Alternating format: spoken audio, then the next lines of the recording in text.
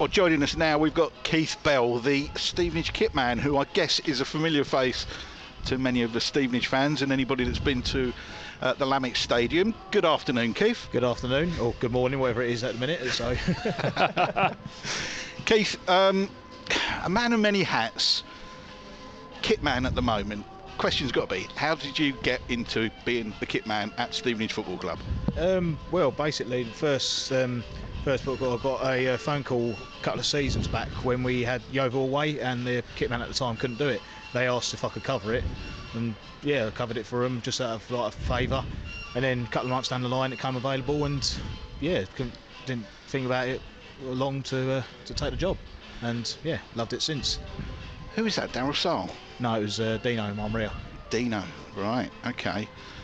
There's been, I guess, a string of managers involved since you've been there as well. You've seen them off. Yeah, I've lasted longer than what I thought I'd be, to be fair. But no, it's been a bit of a whirlwind couple of years, that's for certain. Both on and off the field, it's been quite eventful. But it's at the minute, I'm still loving it, and that's the main thing for me. You've obviously been a Borough fan for absolutely years. Lifelong Borough fan? Yeah, oh God, yeah, we're talking many years ago. So, so would you say you're working in possibly one of your dream jobs? Oh, 100%. I mean, I enjoy working at the club that I've supported since I was 5. It's been it's a bit of a dream, to be fair. Obviously, like, the boys here are good as gold. I've come across some guys there who are good as gold as well. All of them are all just top lads, and yeah, I just love it. What's the best part of the job?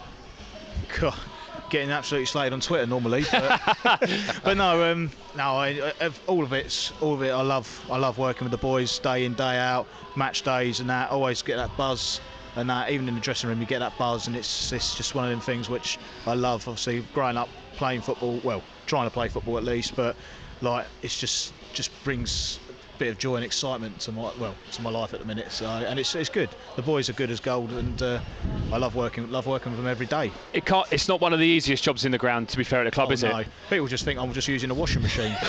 that's the easiest part of the whole lot. You use a dryer as well. Yeah, I you? use a dryer as well. That's the point. But no, it's a lot more than cleaning kit, as people don't seem to realise. I mean, literally, there's so much stuff you need to prepare for.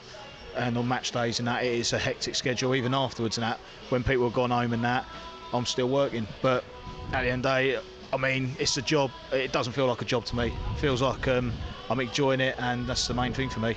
Okay, Carlisle here today, obviously. Run us through your day. How does it start and how does it end? Well, it starts the following day, to be fair, because I set up last night. But no, literally, I'd have like all the kits and all that all prepared, all the match day training tops and all like the socks and all that. They all need prepared and that, which I do in like packs for them.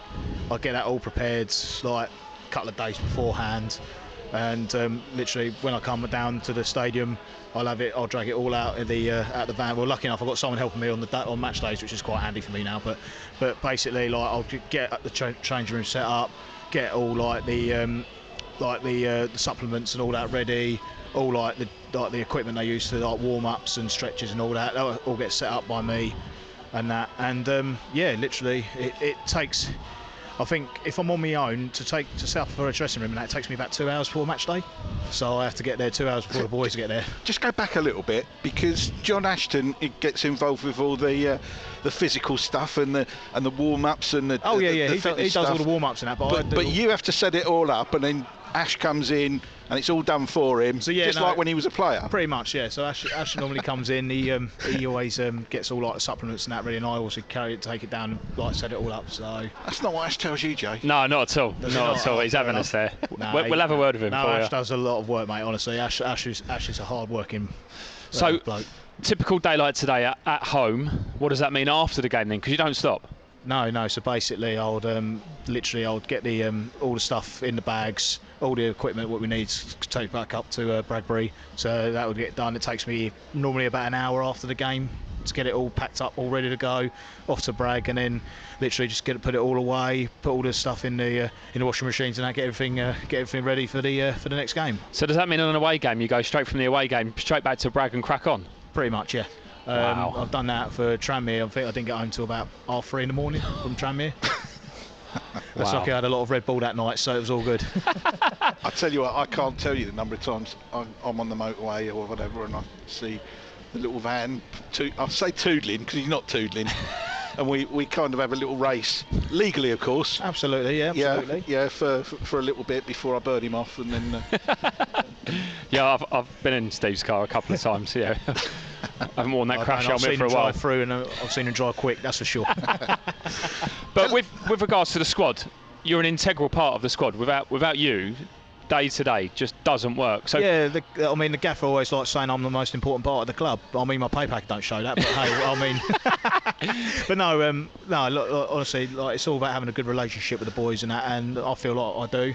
I mean, they always rip me for my bad choice of boots, but no, honestly, it's it's a very integral part of the team and that. For any club, to be honest with you, to have like the kit man's with like the whole team and that, it makes a great atmosphere. And to be fair, we have got a great atmosphere here.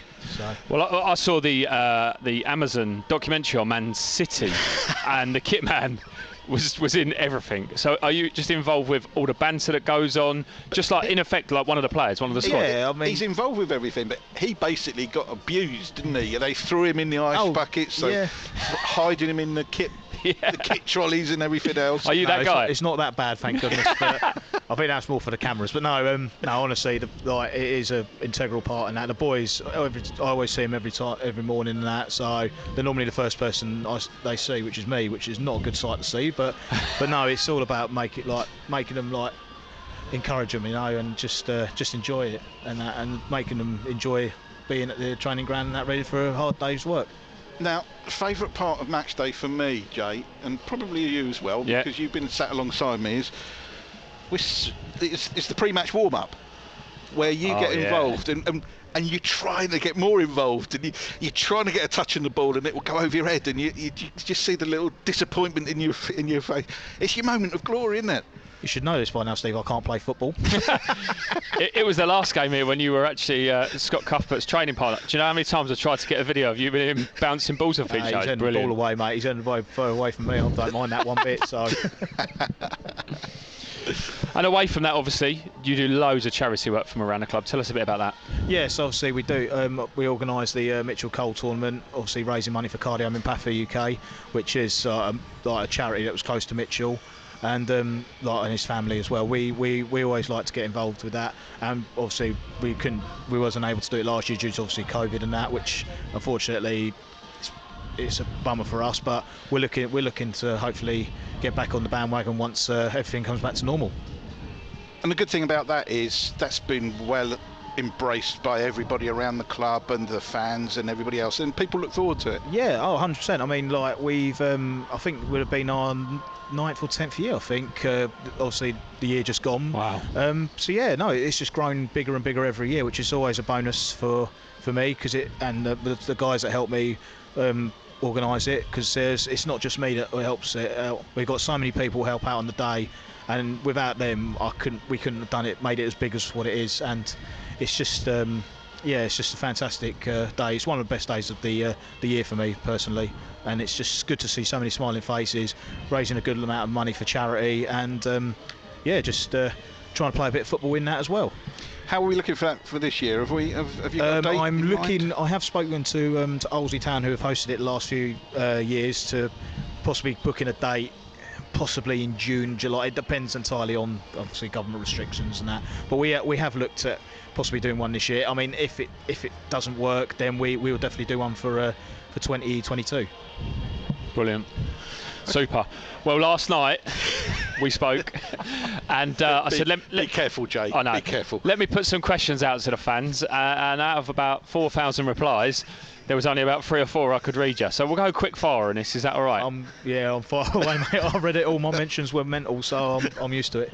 Right. Okay. First question: how do you build rapport with the players, and is there a kit man's pet in the squad? Kit man's pet? Yeah. No, I don't think there would be. He'd never admit that, would he? He'd No, never admit that. never. I bet there is. There was a young player once, wasn't there, that started coming up with the first team squad, that started helping you out at the end of the training. Says you're like, no, you're a player. You need to leave me alone. No. To be fair, like all the boys, like if on the away days especially, they'll help out and put some stuff in the van for me. So they all know like what job I do and that, and they know it's hard work, so they always tend to, all of them tend to ask me if I need a hand or anything like that, so it's always good. But no, the Rapport and that, obviously before COVID and that, I always used to smash them up on the dartboard, so that's how I built it up. So, but no, it's just getting used to everyone and that, and knowing how they work and that, and just working my way around that, and making sure everyone's. I've always been someone that's been brought up to treat people how you want to be respected and that, and I've always been like that since. Brilliant. Best ever changing rooms you've been to? Ooh, gotta be. Oh, that's a tough one. I'd say probably MK. Lovely stadium. Favourite Badger memory? Favourite Badger memory. Scoring a hat trick twice. Winning the Coal tournament as well, and obviously winning the IFA South East Cup and World Net as well. So quite a few memories there, but all good ones. Favourite ever borough kit? I like the old 1999 red and black Sunbank one. That's probably past so many people's time, but I like that. Yeah, old that's one. a proper kit man's answer, isn't it? Because it's red and black. There's no white in it. Absolutely, 100%, mate, 100%. What do you think I'm pushing for next year's one, Nolly, like that? And then I've got one question. Yeah. If you were to finish today, and you sat in the pub in 2 years' time, and you had your best ever Stevenage story from what's gone on whilst you've been kit man, what would it be so far? Oh, Jesus. Oh, there's too many stories to tell, really. Too many that's got to stay in the change room. But no, I don't think there is any stories, to be fair. Like I could say with kids were listening, that's for sure. But it's always been a good crack for me, and I've always enjoyed it. Obviously, just getting slated by everyone, both when the stands and turnstiles are open, and getting slated on Twitter as usual. So people always target me for a bit of banter and that. But to be fair, if it makes their day, it makes my day, and I enjoy it. Brilliant. Excellent work, Keith. We get slated more when people aren't here because they're watching exactly what we're watching, having to listen to us rather than being here and seeing it themselves. So you're getting it the opposite way around. But let's hope everybody's back and watching. Yeah, fingers crossed on that. We hope to see everyone back in the stands and that, because I do miss it. I do miss the fans being here. Yeah. Obviously, being a fan myself, I hate seeing stadiums empty. And hopefully, fingers crossed, normality comes and we have fans back in and telling me that I need a diet. Keith, you've got some kit to go and sort out. Thank you very much. Cheers, Keith. Thank you. Cheers.